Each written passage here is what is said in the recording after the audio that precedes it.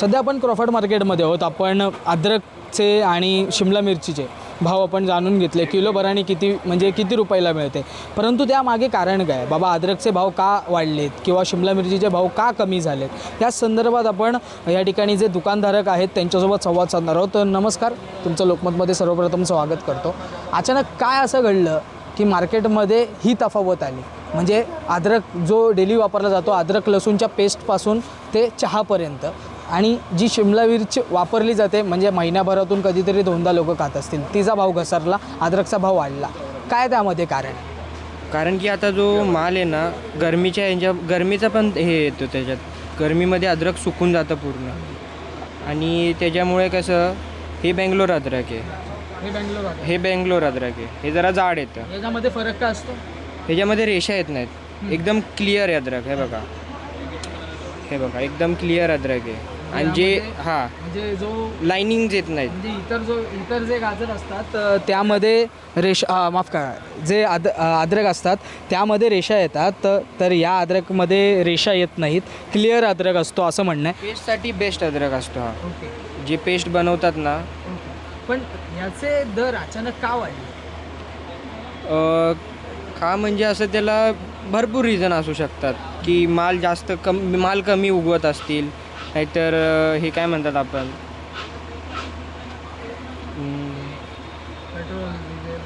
Petrol डिझेलमुळे पण, आता जे सरकारने वाढवले त्याच्यामुळे पण असू शकतं.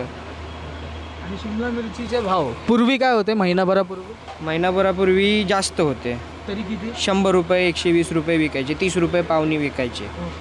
आता 60 रुपये, 80 रुपये विकते. त्यामध्ये असं काय घडलं की त्या अचानक कमी झालं? कारण की आता आहे ना, पहिला शिमला मिरची ही साईज येत नव्हती. अच्छा. ही आता एक्सपोर्टचा माल आहे. ही जी साईज आहे ना, अच्छा. ही साईज जी आहे ती एक्सपोर्टचा माल आहे. आता डेली माणसं एक नाही वापरत. डेली माणसांना ह्या साईज, हे अर्ध्या साईजचे 2 लागतात. ओके. आता फॅमिलीज पण कमी असतात. एका फॅमिलीमध्ये 2 ते 4 जण. मग एक्सपोर्टचा माल बाजारात का आलाय? एक्सपोर्ट होत नाही आहे ना बाहेर, लढाईच्यामुळे ते झालेलं मध्ये इराणच्या, त्याच्यामुळे इराण इस्रायल युद्धामुळे बाहेर जात नाही माल. ओके. आता पहिला कसं कांदा, आता नॉर्मल ही साईज आता पण फक्त इंडियामध्येच भेटते ही साईज. कारण की जो चांगला माल, मोठा माल असतो ना, तो सगळा ह्याला जातो एक्सपोर्टला. आता 2 महिने आधी तो कांदा इथे दुकानावर विक्रीला आलता. 25 रुपये किलोनी आम्ही तो विकला आहे. मोठी साईज कांद्याची, एकदम जो ह्याला जातो. ह्या साईजचा कांदा एक असायचा, ह्या साईजचा. मग त्यामध्ये आता या सगळ्या गोष्टी पाहता, म्हणजे आत्ता दुकानावरती सर्वात महागडी भाजी जर असेल तुमच्या, तर कुठली असेल? French beans. त्याचा भाव काय चालला? आता 220 240 kg चाललं आहे विक्री. 200. त्यामागे कारण? खराब येतो आहे माल, मेजॉर खराब येतो आहे. मेजॉर हां, ते हाताने निवडून येतात. आता खराब माल लगेच खराब होतो गरमीमुळे. ह्यावर्षी प्रचंड गरमी आहे, त्याच्यामुळे सगळा माल आहे ना, असा डिसेंट अमाऊंट आणायला लागते ह्यावर्षी. नाही तर तुम्ही लास्ट इयरचा जर मी तुम्हाला माझ्याकडे फोटो असेल तर दाखवतो. तुम्ही बघा दुकान कसं भरून लावलेलं असायचं. नाही, मग सध्या तरी क्रॉफर्ड मार्केट म्हटलं की सगळ्याच भाजीवाल्यांचे किंवा जे फळं विकतात त्यांचे दुकान असे सजवलेले असतात. म्हणजे अगदी हे जे खाचे दिसत आहेत ते जे रिकामे दिसत आहेत ते पूर्ण भरलेले. जर आता म्हणजे आत्ताच तुम्ही ही गोष्ट सांगितलेली पूर्ण इथे पूर्ण असे आहेत ना, पॅकेज. नाही, पंपकिन. इथे पंपकिनचे असे पूर्ण थर असायचे. या साईडला पंपकिन, त्या साईडला पंपकिन. नाही, पण आत्ता अचानक असं काय झालं की माल पण तुम्हाला कमी ठेवावा लागत आहे आणि बाजारामध्ये भाज्यांचा भाव देखील फ्लक्च्युएट होते. ते आता ट्रान्सपोर्ट चार्ज वाढलेत ना, त्याच्यामुळे पण होतं आहे. आणि माल कसा तो आता खराब होऊन जातो गरमीत, म्हणून जरा डिसेंटच अमाऊंट आणायला लागते. आता गाजरमध्ये या ठिकाणी 2 गाजर ठेवलेले आहेत तुम्ही.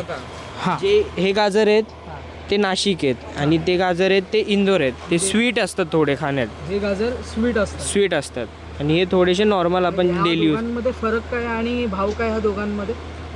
भाव म्हणजे 10-20 रुपयाचाच फरक पडतो दोघांमध्ये, जास्त नाही. आता ह्यामध्ये नेमकं इम्पोर्टला काय काय जायचं आणि तुमच्याकडून इम्पोर्ट होतं का? हा, होतं ना.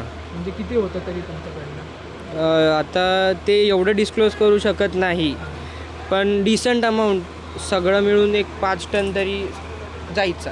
एक आयटम 5 टन जायचा, तेवढंच सांगू शकतो. मग आत्ता ह्या ठिकाणी कोणत्या कोणत्या गोष्टी आहेत त्या बाबा एक्सपोर्ट होत होत्या तुमच्याकडून, इम्पोर्ट होत होत्या? आपण देत होतो समोरच्याला की टमॅटो असायचे, रेड कॅरेट्स, हां परत भेंडी. हां. भेंडी इथे दिसत नाही आहे, काय असं कारण? म्हणजे कमी झाला आहे भाव ना, कमी पडला, भाव कमी झाला आहे. म्हणजे भाव कमी झाल्यावरती त्या गोष्टी तुम्ही ठेवत नाहीत असं हे झालं, सेल झालं त्याचा, सेल झालं पूर्ण ओव्हर झाली.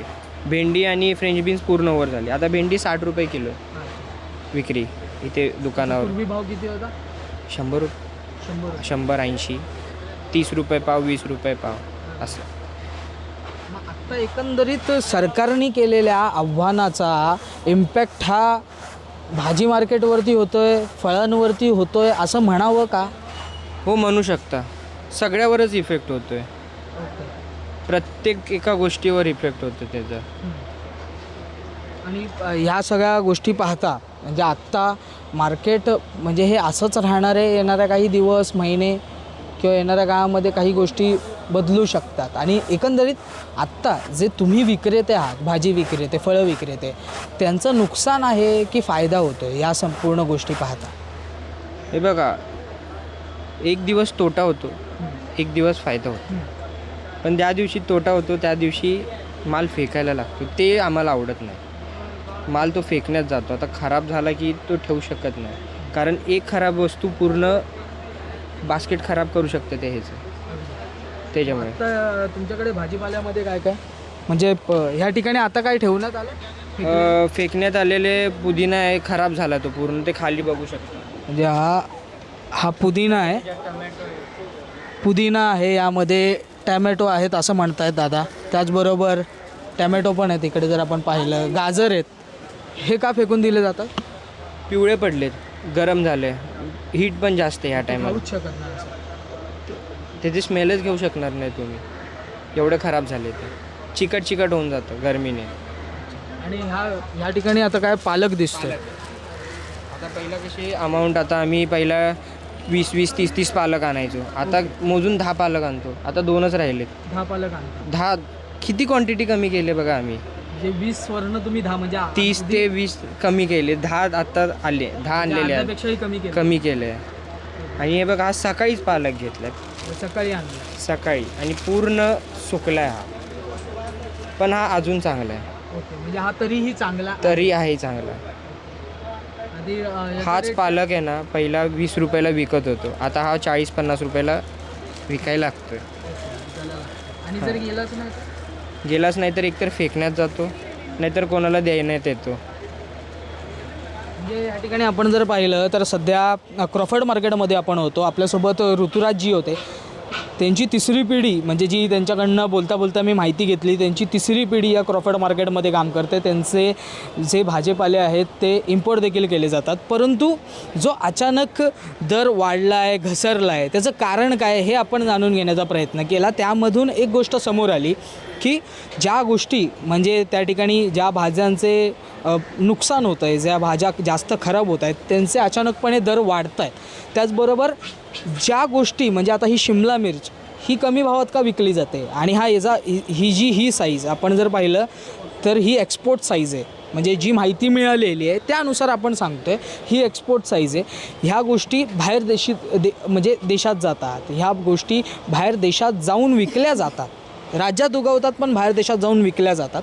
आणि त्यामुळे ह्या मार्केटमध्ये आता जे एक्सपोर्ट व्हायचं, इम्पोर्ट व्हायचा जो माल, तोच आता पुन्हा बाजारात आलेला आहे. आणि त्याचमुळे काहींचे दर वाढलेत आणि काहींचे दर कमी झालेत. सरकारने केलेल्या आव्हानासंदर्भात आपण जर पाहिलं तर पेट्रोल डिझेलचा वापर कमी करा, व्हेजिटेबल ऑइल जे ते कमी वापरा असं म्हटलं गेलं आहे. परंतु पेट्रोल डिझेलचे दर जे वाढलेले आहेत, म्हणजे अवघे काही 2 ते 3 रुपये वाढलेले आहेत, त्याचा फटका काय नेमका पडू शकतो का? म्हणजे पेट्रोल डिझेलचे जे दर वाढलेत ते योग्य आहेत असं वाटतंय तुला? हे बघा, थोडं तरी वाढलाच पाहिजे, कारण की जे आता जशी सिच्युएशन आहे ना, त्या हिशोबाने बरोबर रेट चाललेत. पण माणसं कसं त्याचाच फायदा घेत आहेत जास्त लोक, की डबल रेट करून विकणार, आम्ही हेच करणार, आम्ही ब्लॅकनी विकणार तेल, त्या हिशोबाने. म्हणजे एकंदरीत जे आव्हान दिलेलं आहे सरकारने त्या पालन केलंच पाहिजे, त्याचं पालन केलंच पाहिजे. पण त्याच्यामुळे एकंदरीत आत्तापर्यंत काही मार्केटमध्ये किंवा धंद्याला नुकसानही आलेली नाही आहे असं म्हणता येईल. येणार, नुकसान होणार नुकसान होणार कारण की हे भाजीचा धंदा आहे.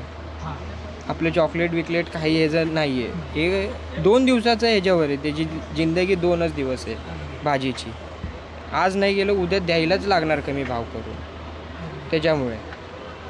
आणि जे आता पेट्रोलचे तुम्ही विचारलं मला, जसं की भाव वाढलेत, जर आता मधी प्रश्न केला नव्हता की दारूचे भाव वाढले आम्ही पिऊ का नको, ते हे जे भाव वाढलेत गुटख्याचे ते खाऊ का नको. आता 1 लिटरमध्ये तुम्ही 40 किलोमीटर जाताय, आता 2 रुपयाच्या ह्यांनी तुम्हाला फरक पडणार आहे का, हे माझं म्हणणं आहे. नाही, अगदी महत्त्वपूर्ण गोष्ट सांगितली. म्हणजे दारूचे दर वाढले तेव्हा लोकांनी विचारलं नाही किंवा लोक अशी उठवून आणली नाहीत की बाबा हे एवढं महागडं का झालं आहे. परंतु पेट्रोलचे 3 रुपये दर वाढलेत तर लोकांनी एवढा टाहू फोडला असं म्हणणं आहे. परंतु आपण जर पाहिलं तर सध्याची परिस्थिती पाहता मार्केटवरती सध्या इतका भार नाही आहे. परंतु ज्या गोष्टी जास्त महाग झालेल्या आहेत, जसं की अद्रक, हा बँगलोरी अद्रक आहे, त्याच्याबद्दल खासियत काय या अद्रकाची ती दादानी सांगितली आहे. परंतु हा 160 रुपये किलो का झाला त्याच्या मागे त्यांनी कारण सांगितलं. त्याचबरोबर जी शिमला मिरची जी इम्पोर्ट होते एक्सपोर्ट होते तिचे दर का कमी झाले हे थेट सांगितलेलं आहे. त्याचमुळे एकंदरीत पाहता या युद्धाचे परिणाम किंवा या आव्हानाचे परिणाम आता बाजारात दिसू लागलेले आहेत असं म्हणावं लागेल. आणि एकंदरीत येणाऱ्या काळामध्ये आणखीन बाजारात यामध्ये नेमका काय बदल होतो आहे, अजून काही भाव घसरत आहेत वाढत आहेत हे पाहणं देखील तितकंच महत्त्वाचं असणार आहे. माझ्यासह डॅरेल मिरेंडा, तुम्ही पाहतात लोकमत.